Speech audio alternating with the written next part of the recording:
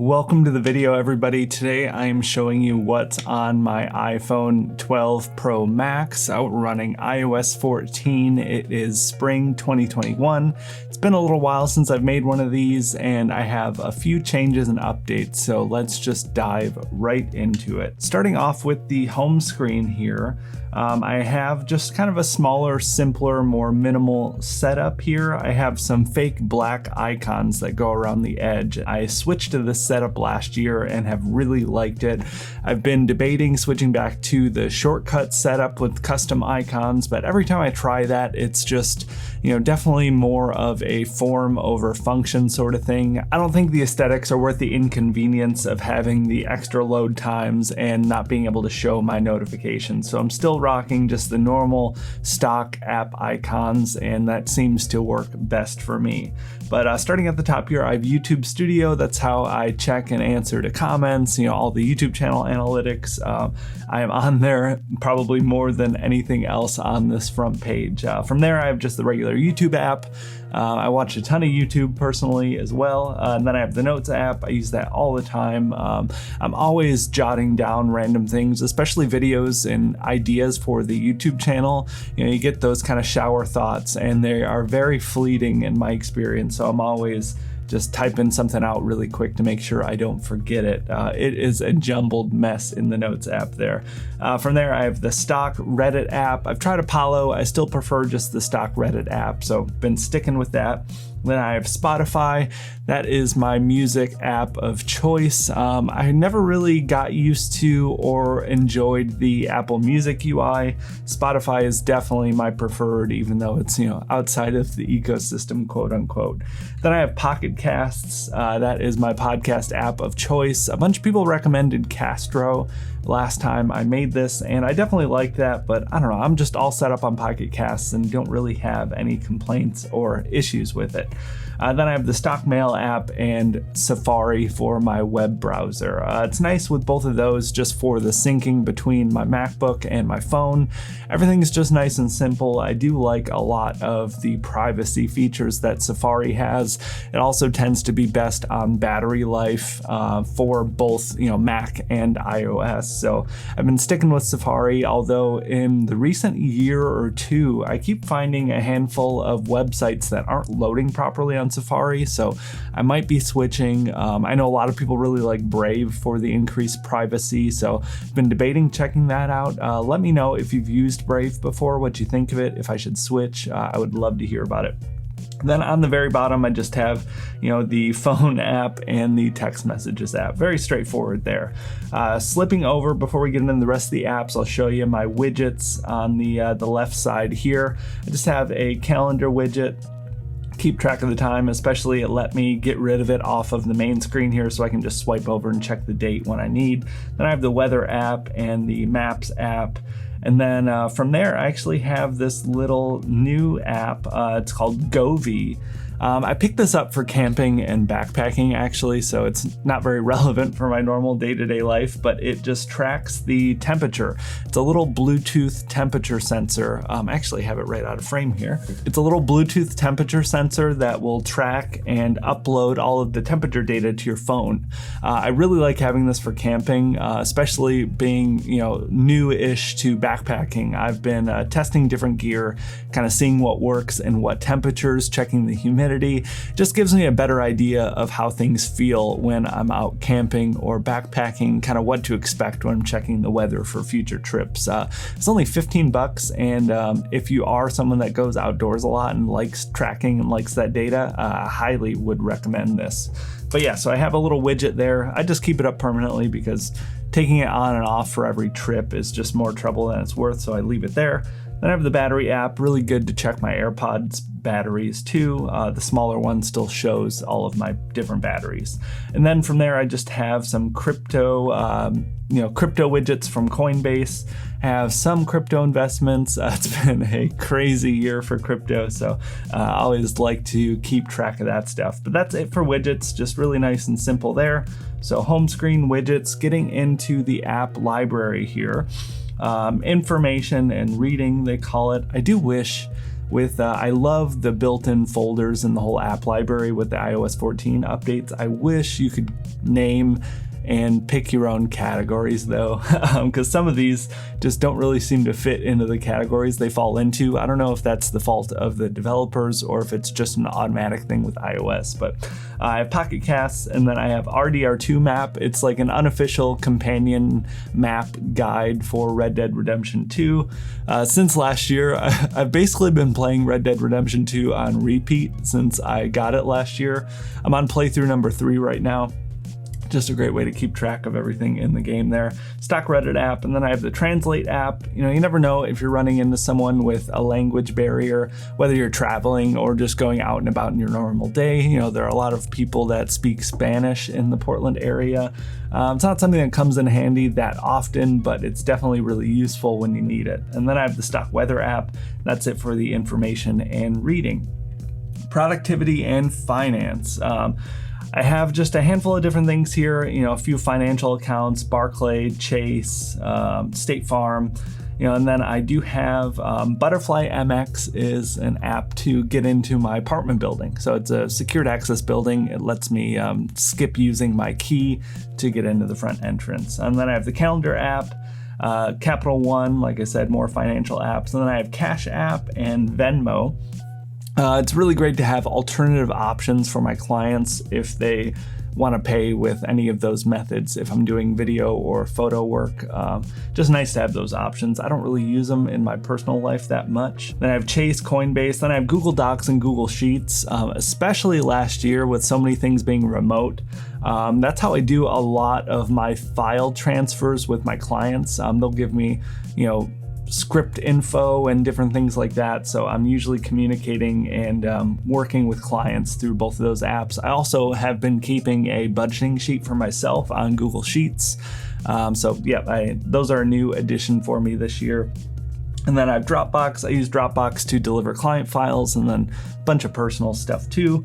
The Mac Files app, really great to access any files on your Mac if you need to remotely. I do more and more traveling without my MacBook these days, so that has been a big lifesaver. Next app here is called Wave Invoicing. This is how I invoice all of my video clients, and it's great to be able to keep track and check if it's been paid. You can send automatic reminders or manual reminders. I really love it. It's a free service too, which makes it even better. Stock Mail app, Notes, Reminders app. I use the Reminders app all the time. I know it's stock and kind of boring. Robinhood, I still do have Robinhood on here. I actually pulled all of my money out of Robinhood though, after all of the nonsense that they did a few months back. So if anyone has any recommendations for, mobile apps for stock trading that are just simple, easy kind of Robinhood replacements, I really don't trust them anymore after all the crap that they pulled. So let me know if you have any recommendations or ideas for me. And then I have TeamViewer here. TeamViewer, really great to remote into your computers if you're away. Again, I do more and more traveling with just my phone here. So it's great to be able to access files if I'm away from home, away from my computer. Comes in handy all the time for personal and professional stuff. That's about it for productivity and finance though. Moving into utilities. Most of this stuff's pretty straightforward. I have airport utility. I'm still rocking the now defunct, discontinued Apple Airport Extreme router. It's still going strong for me. I don't get my full gigabit speeds from it like I would hope, but it's been working pretty well. I'm still able to get my Wi-Fi to about 500 or 600 megabits up and down. So even for that thing being so old and long discontinued, it's still been a really good workhorse for my home network. And then I have App Store, Calculator, Clock, Compass, Find My. All these are super straightforward. The Govee Home, that's that temperature app that I spoke about earlier. And I have Measure. The Sprint app, not sure why that is under utilities. Again, I wish I could label and categorize these myself. Next is Parcel Pending. That is an app locker service that my apartment building offers. Super handy. I didn't realize they had a mobile app for the first however many years I've lived in this apartment now. but I just downloaded that. It's much more convenient to get my packages out. I don't have to type in codes or anything. Bluetooth sensitive, so you can just open up your packages when you're nearby the package lockers. Then I have Plex Dash. I have a home server through Plex for all of my media, like TV shows, movies, all that sort of stuff. Plex Dash lets you monitor all of that remotely from your phone. Really handy. Again, I'm out on the go quite often. Plex works remotely too, so I'll be watching Plex from my home server on my phone, even if I'm away from my home network. So it lets me keep track of stuff. I also have some family members that use my Plex server, so it's a great way to see kind of who's watching what, how the bandwidth is, just how everything is running. Safari settings. Citus Link is the app to control my different lights. So it's really nice to be able to turn on and off as I need. This will be even more valuable once I can get more than one aperture light to run on Citus Link, but yeah, works well for me right now. And I have speed test. I used to just do it through the website, but they stopped allowing upload and download speeds. You have to download the app for it, so I keep that on there. Just good to check internet speeds. Especially through 2020, I did some client work with live stream events because the in-person events were canceled. So you got to get to a place. If I'm setting up a stream for live streaming stuff for a client, I got to check and see what the speeds are to see what bandwidth could be handled on their network, because I don't have control over their networks. Voice memos, that doesn't really get used too often for me. I much prefer typing out in the Notes app. Apple Wallet, and then Zeppin Lab. Zeppin Lab is for a slider that I've been testing the last couple of months. It's the Zeppin Micro 2. So far, it's been pretty good. I haven't really done much testing with it, though. I'll probably do a review or talk about it next time I do a studio tour, something like that. But yeah, still in the works in the testing for that one. Moving on to social, I am essentially not on social media at all anymore. I deleted Instagram last year. I deleted my Facebook account years ago. Yeah, I still do have Twitter, and honestly, I barely have even been checking that anymore the last couple of months, especially as the weather's been turning. I've been busier. I've been going out camping and doing all sorts of stuff out and about. When I get busier, I just don't really care, but I do still have a Twitter account. It's the best way to reach me outside of email, but even then, you're probably better off just sending me an email if any of you have questions. From there, yeah, FaceTime, Google Duo, got to chat with your friends and family, messages, phone, Snapchat. I don't really use Snapchat for anything but sending cat pictures to my wife. We'll send videos of our cat Wolfie back and forth inside the apartment, and that's about the only use Snapchat gets for me these days. Creativity. Camera app, just stock app, and then I have Double Take. Double Take is the app that lets you film from two different cameras on the iPhone 12 Pro. Filmic Pro, just another pro filming app. It lets you really dial in the controls manually compared to the stock camera app. Really nice and handy. Imaging Edge Mobile, that's to connect to my Sony cameras, so nice and easy to control those remotely. Then I have the Lightroom mobile app. I don't use this too much, but really nice to have it, again, if I'm out on the go and want to edit and share something right away. Stock Photos app. ProTake is another manual filming app I've been testing just to compare and see compared to Filmic Pro. It's actually been pretty good so far. I've been preferring the UI on this over Filmic Pro since I first downloaded it. I haven't quite decided which one is the for sure winner, but I've been really liking ProTake lately more than Filmic Pro. Then I have YouTube Studio that I talked about before. Health and fitness. I have an app called Weight Diary. I lost a bunch of weight a few years back. I still weigh myself every single morning when I wake up, so I track that, and yeah, it just has all of my weight data. You can go back, and I have years and years of weight tracking since, looks like I started using this right around 2014. So I've been weighing myself every day since 2014. I've got all of that data in here. You can export the data too if you really want. This is just more of an accountability sort of thing for me, but I really like it. I have the Apple Health app. I really do like that for tracking steps, mostly just for fun. I got super lazy with my walking last year, like I talked about. One of the first videos I did this year, I talked about some like habits and things that I wanted to work on.